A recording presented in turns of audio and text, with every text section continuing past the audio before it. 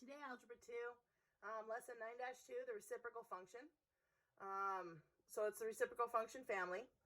So if you have just the regular base graph of y equals 1 over x, okay, the basic graph of y equals 1 over x has two branches that look like that. Okay, so it's the two branches that come this way. Within those two branches, you have asymptotes. And what the asymptote is it's a line where these graphs get really, really close to, but will never, ever cross. Okay, they'll get really, really close to it, but they will never, ever cross it.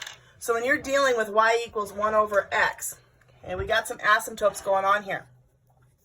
We got our vertical asymptote at 0, because it's never, ever going to cross that. So at x equals 0, we have a vertical asymptote. We also have a horizontal asymptote, where it's never going to drop below it or above it. That is your horizontal asymptote. Okay, so when you're dealing with the reciprocal function, you've got two branches, okay, that are going to get as close as they possibly can to those asymptotes without ever crossing them. So they're going to get as close as they possibly can without ever crossing them. So if I'm looking at this first graph, y equals 6 over x. Okay, so I'm going to come down here to describe my asymptotes. So if I am dealing with a reciprocal function, y equals a, whatever a may be, all over x minus h plus k. That is your reciprocal function. So to find your vertical asymptote, all you do is take that denominator, set it equal to 0, solve for x. So x is going to equal h. Basically, you're just flipping the sign on that h. Horizontal asymptote is y equals k. Do not flip the sign on it. Okay, it's just going to be specifically y equals k. So if this was a negative 2, your horizontal asymptote, y equals negative 2. If this was x minus 3, your vertical asymptote, x equals 3. Okay, so up here, to graph this, y equals 6 over x. So the first thing I'm asking myself is, what's happening here? Why is there a 6 and not a 1? Well, the 6 is what's making this graph stretch. So this is stretching the graph. So I would say that this has a stretch by a factor of 6. Okay, so basically what it's going to look like, instead of being so close to those asymptotes, your asymptote, again, x equals 0 because there's nothing down there, y equals 0, there's nothing there. So my asymptote's coming across, coming down, and I notice I do the dotted lines coming down and dotted lines coming across. This is a stretch by a factor of 6. So I'm going to do, instead of making it so slim around here, I'm going to stretch it just a little bit more. Okay, just stretch it just a little bit more. It's still going to maintain the effect of the y equals 1 over x. The only thing that I've stated now is it has a stretch by a factor of 6. And you can really see it if you were to graph this and that on your graphing calculators. You'd really be able to see that stretch in there by a factor of 6. So instead of this getting closer and closer to that 0 in the middle, like this one will be, it's stretched out just a little bit more. So like this one down here, again, your asymptotes. Your x is going to equal 0. Your y equals 0. Okay, those are going to be your two asymptotes.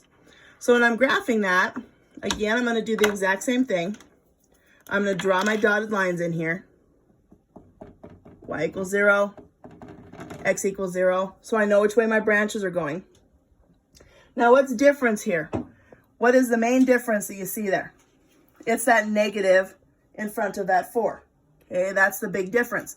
So you know that it's going to be stretching by a factor of 4. Okay, so we know it's going to stretch by a factor of 4. But what else is going to happen? It's going to flip. So not only is this going to be a stretch,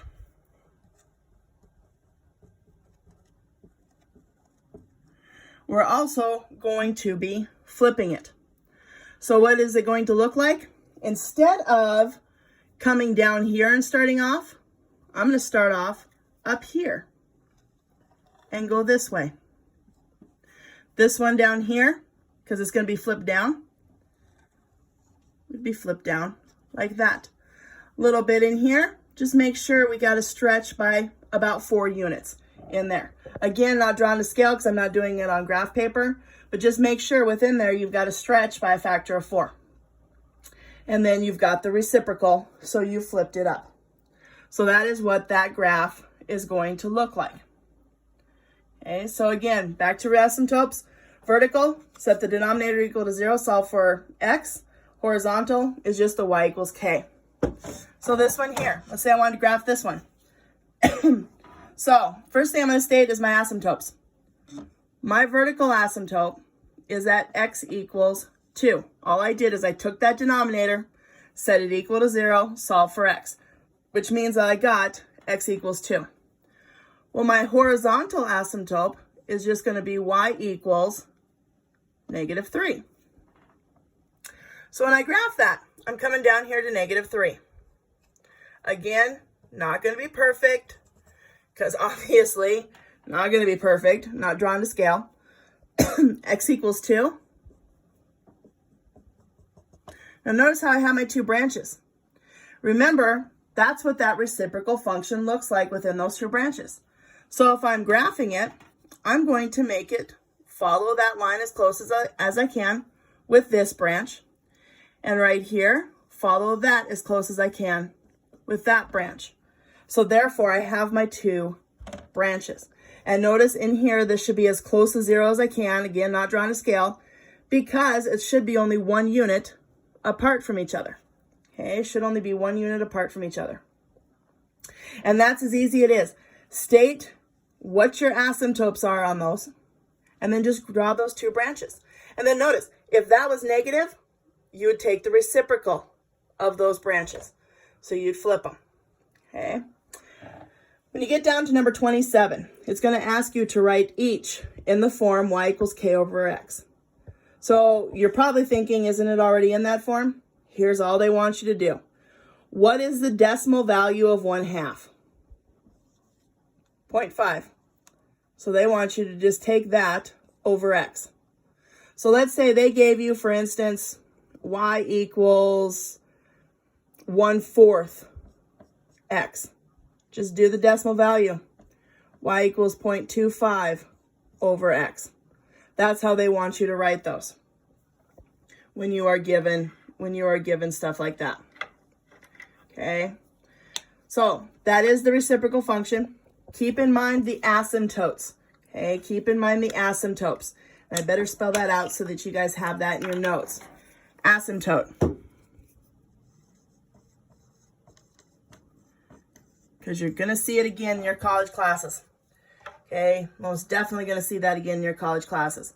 So asymptote, it gets as close as it possibly can to those lines that technically don't exist, because if you're setting a denominator equal to 0, thou shalt not divide by 0. That's one of the cardinal rules. So that's why it's getting as close as it possibly can to those numbers without crossing them, because technically those numbers are imaginary. They don't exist. And that's what you get when you're dealing with asymptotes. Okay, so there it is, 9-2, the reciprocal function family. There you go.